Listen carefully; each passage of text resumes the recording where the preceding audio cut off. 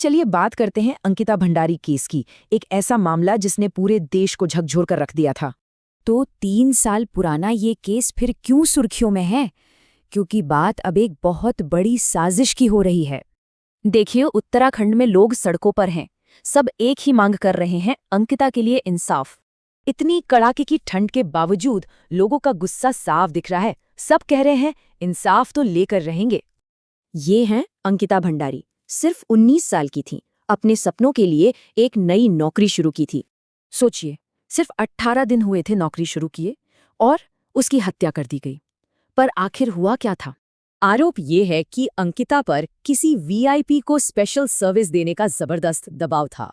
इसके लिए उसे 10,000 रुपए तक ऑफर किए गए, लेकिन अंकिता ने साफ इनकार कर दिया था।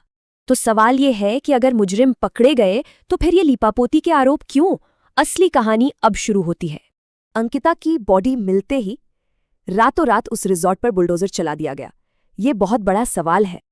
और तो और, वहां की लोकल एमएलए ने खुद कहा कि ये सीएम के ऑर्डर पर हुआ। सोचिए जरा। इसका मतलब बेडशीट, बाल जैसे सारे जरूरी फोरेंसिक सबूत जानबूझकर मिटा दिए गए। मामले में एक पावरफुल पॉलिटिकल नेटवर्क का भी एंगल है। चलिए देखते हैं कौन कौन है इसमें शामिल।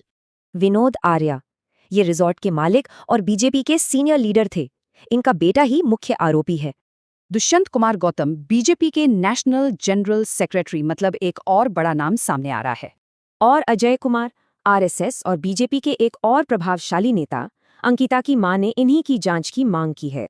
इन नामों की वजह से जनता और खुद बीजेपी के अंदर भी जबरदस्त दबाव है। पूर्व मुख्यमंत्री तक जांच की मांग कर चुके हैं। कहा तो ये भी जा रहा है कि पार्टी के 95% कार्यकर्ता भी इस मामले से खुश नहीं हैं। वो भी सीबीआई जांच चाहते हैं। तो प्रदर्शनकारियों की मांगें साफ हैं। सीबीआई जांच हो, वीआईपी का नाम सामने आए और शामिल अधिकारी इस्तीफा दें। लेकिन सरकार का कहना है कि जांच काफी थी और दोषियों को सजा भी मिल गई, पर लोग इससे संतुष्ट नहीं हैं। तो बड़ा सवाल यही है, क्या बढ़ते दबाव के बीच अंकिता भंडारी केस का असली सच कभी सामने आ पाएगा?